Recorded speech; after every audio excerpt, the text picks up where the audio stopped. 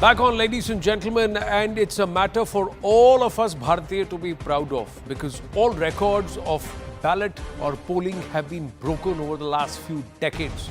Officials recording 59% polling in Baramulla, and this happened on Monday. Nearly 39% voter turnout in Srinagar on the 13th of May. And this is in Kashmir. Jammu has always returned good, healthy voting numbers. But the turnout in Baramulla, ladies and gentlemen, is the highest since 1967. Now, if this is not an effect of Article 370 being abrogated and that impact on ground, that democracy is blooming and shining, then what else is it? Let's take that to our guests first in just a bit. But first, let's see some of the numbers of Baramulla and Srinagar, and especially, more importantly, the turnout in Srinagar across the various districts also, or the assembly constituencies. Now, the historic numbers say 2014 it was 25.86%, 2019 it dropped to just 14.43%, 2024 it's gone up to nearly 39%, ladies and gentlemen. Now, let's look at Baramulla. Baramulla, 2014 it was nearly 39%. 2019 it slipped down by about 2%, 37.41. 2024 it's nearing 60%, 58.17%, ladies and gentlemen. And if you break down some of the terror hubs, or those hubs where the polling booths would be boycotted, those numbers are phenomenal and just amazing. We'll put out the numbers of Shopaya, we'll try and put out some of the booth-wise and the area-wise numbers. Like in Eidgah, I just want to put this out, and if we can, Eidgah, Gandarbal, nearly 50% turnout. Lal Chowk, 27% turnout in Lal Chowk, which used to be barbed wires, etc. Look at those numbers, ladies and gentlemen. Pulwama, 43%. Shopaya, 47.88%. This is better than Mumbai, ladies and gentlemen. That's the reality. Let's look at Baramulla. Bandipora, 59.2%. This is greater than phase 1 average in some places. Better than Coimbatore, ladies and gentlemen. Better than Chennai, ladies and gentlemen. Baramulla, 52.15%. Birwa, 58.8%. Better than some of the early constituencies in Bihar, ladies and gentlemen. Badgam is 52%. Gulmarg is 57.87%. Better than Mumbai. All of Mumbai put together did not poll 57.87% as much as Gulmarg, and of course, the numbers that we are seeing across the assembly constituencies in Baramulla. Gurez is 40.81%. How is it that this cannot be attributed to the abrogation of Article 370 and what's transpired since the 5th of August 2019 till the 20th of May 2024? Ajay Alok, National Spokesperson of the BJP, Ifra Jan, Spokesperson of the National Conference with us, Anand Ranganathan, author with us. Ifra Jan, Omar Saab himself was very, very happy, Omar Abdullah, when he was speaking to Rifat at News 18. I was live on air at that time saying it is amazing to see such a fantastic voter turnout.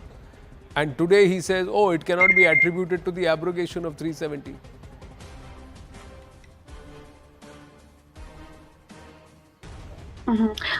Hi, thank you for calling me to your show. I hope when I speak, you do not interrupt me.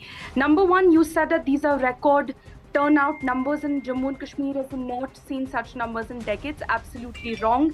In 2011, when Panchayat elections were held under National Conference government, we had 80% people coming out and voting in Jammu and Kashmir. So right now the polling percentage is around 35. Which elections, ma'am? What elections in 2011? We had 80%. What elections were they? Panchayat elections. What elections are we talking about right now? Panchayat elections. No, what elections are we talking about right now? No. People coming out and voting means people are putting their faith in democracy. So this has nothing to do with Article 370. What was the turnout at the 2009 Lok Sabha elections? What was the turnout in 2011 elections? Same voters. The Panchayat and Lok Sabha were coming out. You want me to pull out the recent Panchayat turnout in some of these constituencies? I am talking Lok Sabha elections. कितनी बार सुनेंगे 2011 के सेब और संतरा same है आपके लिए, ठीक है, आगे बोलिए. नहीं मैं बोल रहा हूँ सेब और संतरा आपके लिए सेम है, तो ठीक है, आगे बोलिए. ठीक है, चलिए, ठीक है. दूसरी बात, the question is why is it that people were not turning out for such large numbers in parliament elections, but now they're turning out. Now I'm answering your questions. Number one, that's because in Jammu and Kashmir, no election has been held, no parliament or assembly election has been held for last 5 years. In fact, our assembly elections were due in 2018, and this is for the first time that people have actually been allowed to come out and vote. Abhi bhi BJP has not conducted the assembly elections only because the Supreme Court has told them to conduct the election. They might do it. Third last point, so are these people coming out and supporting the abrogation? If that was the case, BJP would not have been scared of fielding a candidate. BJP has not fielded any candidate in Kashmir Valley. This is people coming out and registering their anger against the policies of the BJP government, and we are very glad that they're doing it. The same booth where Mr. Omar Abdullah spoke with Rifat Abdullah was the same booth in Baramulla where they used to pelt stones, burn it around and say boycott elections. And that were the Qs who came out and said, we are so happy that there are elections here. There are elections here. There are elections here. Whichever party, that's the beauty of it, Ifrajan, that the BJP did not abrogate 370 for it to come and fight elections in Kashmir. It abrogated 370 so that there is only ek desh, ek vidhan, ek samvidhan and ek pradhan. That's the reason. That's the reason why. Please understand this basic aspect. Perhaps it's difficult for a party which saw the violation of the mandate of the people of Jammu and Kashmir in 1987. Please tell me what happened, Ifrajan, in 1987. The champions of democracy, the National Conference must answer what was facilitated in 1987, ma'am. What happened in 1987? Let the BJP what happened in spokesperson 1987? respond to my question, I'm asking you, sir. Ifrajan, what happened in 1987? I will tell you. What happened in 1987? If you let me speak, yeah. Whose mandate was stolen away? By who? Whose mandate was stolen away by who? And then who came out? Who was then placed there and with a 5% voter turnout claimed to have the mandate of the people of Jammu and Kashmir? Please tell me. सेब संतरा compare करना आसान है, इतिहास याद रखना और इतिहास को यहाँ पर सही समय पर दोहराना और याद करना माजी को बहुत इंपॉर्टेंट है madam. Yes, Ajay Alok, respond please. That this is not abrogation of 370, is not in favor of abrogation of 370. Sir, what will the BJP spokesperson, whatever yes, you left Ajay for the Alok. Yes, BJP Ajay Alok. spokesperson Yes, to Ajay respond? Alok. Yes, Ajay Alok. You have already responded on BJP's Yes, Ifrajan, behalf. tell me what happened in 1987, ma'am. What happened in 1987 and thereafter in 1989? What was the voter turnout in 1989, and on that voter turnout, who claimed the mandate? Please tell me, Ifrajan. Please. You've got today, ma'am. There is 4G in Srinagar. There is 4G in Srinagar.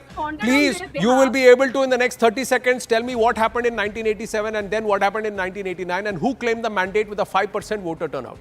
Yes, Ajay Alok. This is not a vote in favor of the abrogation of 370. That's what the National Conference believes. Please respond. Well, they will love to believe it. The National Conference, PDP and the Congress. All three family-ruled dynasty party will love to believe this because on this narrative only they were thriving for the last 75 years. This huge voter turnout does not reflect the strength of our democracy, the beauty of our democracy, but also belief of the people in Indian Constitution to which they are united after abrogation of Article 370. That Jammu Kashmir is an integral part of India. And now people do believe in the Indian Constitution, and they do believe that yes, along with the country we have to move forward and we have to look into the direction of the progress. So let us ignore and avoid these two family fiefdom parties who have ruined Jammu and Kashmir for the last so many years. You don't even have a candidate now this in also Kashmir, reflects. Sir. But there are those, the Gaowalas have candidates now, Ifrajan. The kind of impression. The Gaowalas of Kashmir have candidates now. You don't even have a candidate. The in Gaowalas Kashmir, of Kashmir so have how candidates people now. It also reflects. Yes, You have not even Ajay had the Alok. courage to field a candidate in Kashmir. The Gaowalas of Now Kashmir have candidates. it also reflects that Kashmir democracy in Kashmir. I am not talking about Jammu or Ladakh, where you see the record numbers coming out again. That it will also reflect that the people of Kashmir, what they have an impact in the whole world in terms of Indian democracy. It also reflects that how people like Omar BJP Abdullah, kyun nahi ladi? It's a simple question by the National Conference. BJP last moment par पीछे क्यों हट गई कश्मीर से? Yes, very simple. बिल्कुल जवाब दे रहा हूँ. For them, for family-oriented parties, Kashmir only means Kashmir. For us, it means Jammu, Kashmir, and Ladakh. So don't worry, we are contesting in Jammu, we are contesting in Ladakh. Kashmir से क्यों पीछे हट गए? And we will contest in Kashmir, coming assembly elections. So this is the tactical part. Fine. If I'll ask PDP that why Because or you NC knew that you why would they don't lose. contest in next by Punjab or for that matter in Because we are Uttarakhand, what they'll say. No, this is you are the a national tactical party, judgment they taken are by a the regional political party, parties themselves. they are a national So party, we are they are coming, a we are regional coming on party, it. That's they are not the they are a very, very that's- local party. So, that's- so for them for you to compare yourself with a very, very local party when you are one of the biggest political party in the world, well, there's a question that was asked because the BJP Yes, of announced course, that they will we not are the biggest contest in political Kashmir at party the last in the world, moment. and we So are that's why representing the that's prism why of this Jammu and question is Kashmir being. and That's why this Ladakh. question. We will represent the prism of Jammu, Kashmir and Ladakh in one frame. We will not put it in a separate frame. We didn't contest. That's a political decision taken by the party, which was mandate, which Now, was necessary whether at this that point is of time to convincing, whether strengthen that the will change democracy before the in 30th of Kashmir. September And when we assembly were elections convinced that happen, we were we'll true to watch. our We'll watch. conviction. Dr. Ranganathan, what would you say? 3 or 4 points very quickly, Anand. Number one, look, everyone knows that Kashmir had been turned over decades into a snakes and ladders game. The ladders were supplied by Pakistan and the snakes were supplied by India. And most of these snakes are actually diners. On August 5th, let me be absolutely clear. On August 5th, 2019, the crown of India was finally without thorns because Modi corrected a historic injustice that had brought untold misery to the people of Kashmir, who never entered the mainstream Kashmir discourse because it was hijacked by those who either through the patronage of religion or Pakistan or both played victim when it was actually they who perpetrated injustice. Refugee Melu Ram, one of 2 lakh West Pakistan refugees who ran for their lives and settled in Kashmir. Melu Ram and his children were barred from local jobs and welfare schemes. Gurkha Sagar Sahi, whose ancestors were brought to Kashmir to fight the invaders. Sahi won a gold medal in the Commonwealth Championship. Sahi applied for a job in J&K police. Sahi was rejected because he wasn't a domicile. Dalit Radhika Gill, her family was brought to Kashmir to work as sweepers in 1957. Radhika cleared the BSF entrance exam, but Radhika could only get a job as a sweeper because she wasn't a domicile for 70 years. The human rights of lakhs of Dalits, Gurkhas, women, Sikhs, refugees were brutally trampled upon by the state. But it's politicians like Farooq Abdullah delighted in saying, and I quote, they want to abolish 370 and we'll remain silent. Inshallah, we will fight. We dare them. Allah would want that we gain independence from India. So I assume you're not the going to only interrupt him, independence that right? was gained was by India. No, from he's quoting people Mr. like Farooq him. Abdullah. Did And Farooq Abdullah say that or not? yes. That's what And I'm not saying. only No, that, I'm very surprised that you will not interrupt him, No, but you will interrupt he's me quoting. 20 He's times. quoting. I have- He's quoting the national conference chief Whoever patron. he's Now, if I quoting, interrupt him whatever there, he's saying. I was worried you will take umbrage saying Whatever he's he's quoting saying Mr. and Farooq whoever Abdullah, he's and you are not allowing him to complete. Anand, please, my time has been taken up by this. Yes. You did not yes, allow I- anybody, me to Yes. complete. Oh God, this perpetual victim card being played by turncoats. Now, Anand, I not There is only no quoted perpetual Farooq victim Abdullah. card. There is a shameless goody Anand, media please, card being can cleared you here. please? See, you can may I call, you please may say complete? whatever you want, ma'am. You have not answered what happened in 1987 and what happened in I 1989. will answer what happened in Who 1987 chose also. I mean, there are 3 BJP who corrupted the spokespersons people's sitting here. Give who me the time to corrupted the people's respond. mandate then, ma'am? There are Who 3 corrupted the BJP people's mandate then spokespersons and who sitting here. didn't? Give me the time to respond. There are 3 BJP First spokespersons sitting. There are 3 people speaking against us. So let me respond. No, nobody, interrupt me. everybody I is was the trying last to one say to speak. the moment you said you're okay to compare did not- apples with oranges, there itself the Everybody is debate, trying the to debate heckle lost, me because the you guys debate are all lost on the one brevity side. itself, ma'am, because you Nobody is don't compare independent. apples with oranges. That's No, what it is. The nobody moment is you said you're okay to independent here. compare apples with oranges, the debate lost the brevity and Nobody said it. and the tone of the debate was set there itself, ma'am. So then we said, let's talk facts. So let's Can talk I- apples and let's talk oranges. Go We've just on, got go. news coming through. I- We've got big news coming through right now. After other separatists, the government has now tightened noose around the Hurriyat chairman.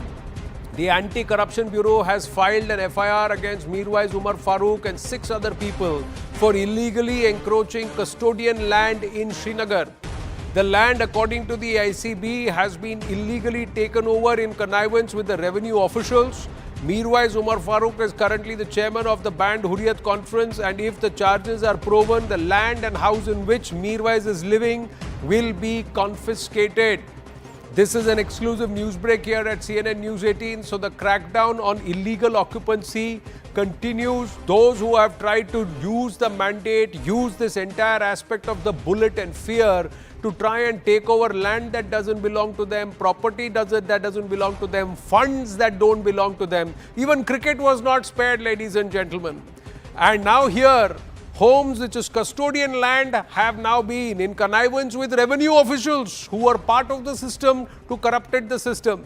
They are all under scrutiny, ladies and gentlemen, and if this is proven, the charges are proven, then the house and the place, land where Mirwais Umar Farooq is currently living will be confiscated. We're going to wind up on that note. Thank you very, very much.